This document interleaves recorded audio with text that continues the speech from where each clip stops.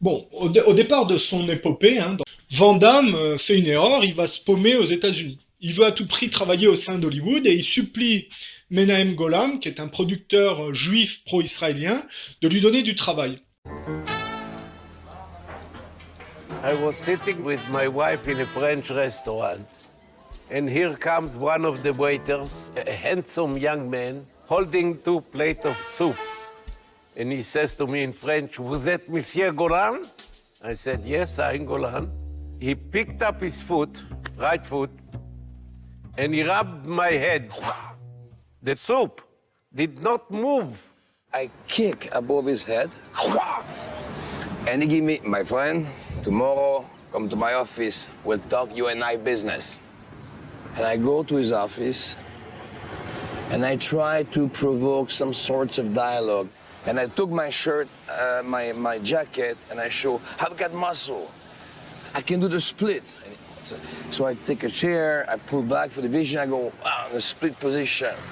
I can be a fighter, write everything for free. He said, Van Damme, maybe I gave too much. Sit down. Michael Dudakov is a star. What can I do with the split?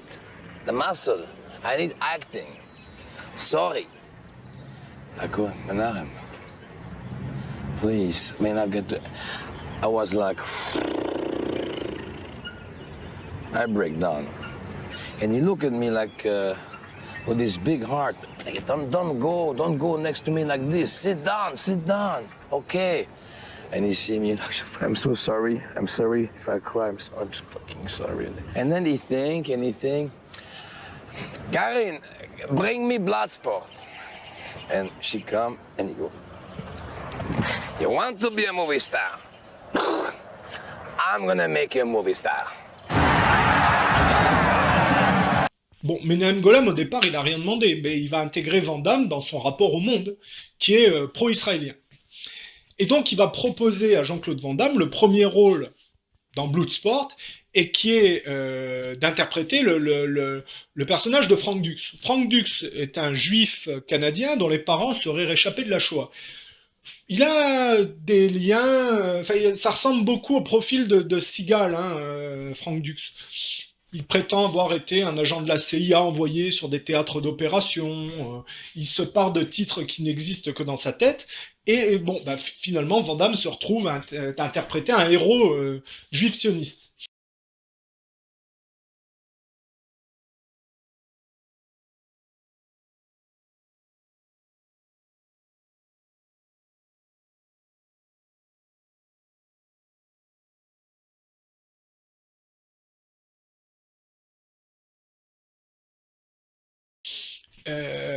Et dans le film Bloodsport, justement, il va se battre contre une caricature de Saddam Hussein qui s'appelle Sadik Hossein. You come upstairs with me for an interview. Like hell, let go of me. You want Hussein, no? No, Hussein is an asshole. What did you call me? You want me to spell it out for you?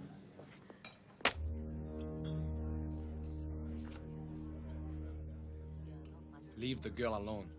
He's the American shithead who makes tricks with bricks. Guess the Kumite starts one day earlier this year, huh, fellas? Look, guys, let's all No. just calm down, okay? She's coming with me upstairs.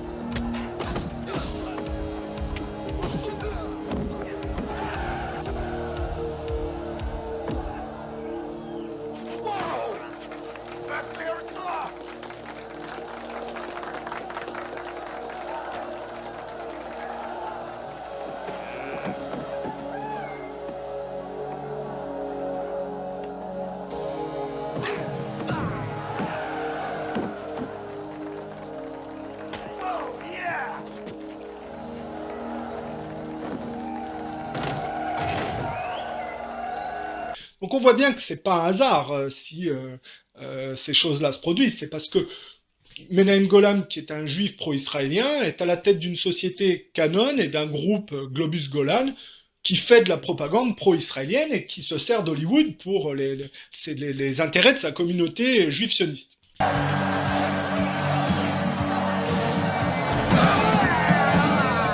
big-budget, highly commercial action films are Cannon's stock in trade. Critics call them exploitation movies, pandering to the lowest cinematic taste. Cannon was my favorite film company as a kid. When we saw that logo of those steel seas coming together, that were like, oh, it's a Cannon movie, it's going to be awesome. You knew there was going to be guns, you knew there was going to be chicks, you knew there was nudity, there was violence. Cannon was synonymous with awesome in the 80s. There was no other film label that did that. Et Van Damme, qui est au départ de culture catholique belge, se retrouve déporté dans une culture protestante, les États-Unis, hein, majoritairement, et qui est un golem d'Israël. Donc il va se mettre au service d'une propagande pro-israélienne et anti-arabe, pro-palestinienne. Alors, en 88, c'est Reagan, le président des États-Unis, le directeur de la CIA, c'est George Bush le père, qui va devenir le président en 89. Et en 90, il y aura la guerre en Irak. Donc on voit bien que la caricature d'arabe dans le film Bloodsport induit ce qui va se passer dans le futur. Fast forward again to August 2nd, 1990. Iraq attacks Kuwait, claiming the Kuwaitis are slant drilling into Iraq's oil fields. U.S. President George Herbert Walker Bush pushes for a land war against Iraq. But polls show the U.S. public is split 50-50 on that idea. Then comes this eyewitness testimony before a congressional committee from a 15-year-old Kuwaiti girl. The claim is she cannot be identified for fear of reprisals. While I was there, I saw the Iraqi soldiers come into the hospital with guns. They took the babies out of the incubators. Took the incubators and left the children to die on the cold floor. The U.S. public is outraged. The result? Support for land war zooms. It's a turning point. Desert Storm is launched. 135,000 Iraqis are killed. An estimated 1 million Iraqis, many of them children and old people, then die as a result of 10 years of sanctions. One small problem. There never were any incubator baby deaths. Not one. The Canadian Broadcasting Corporation's investigative flagship program, The Fifth Estate, reveals the girl to be the Kuwaiti ambassador's daughter, given her lines and coached in acting by the giant American PR firm Hill and Knowlton. It's one phase in a $10 million joint U.S.-Kuwaiti campaign of deception. This man is lying. I myself buried 14 newborn babies that had been taken from their incubators. This man is lying. And they had kids in incubators, and they were thrown out of the incubators so that Kuwait could be systematically dismantled.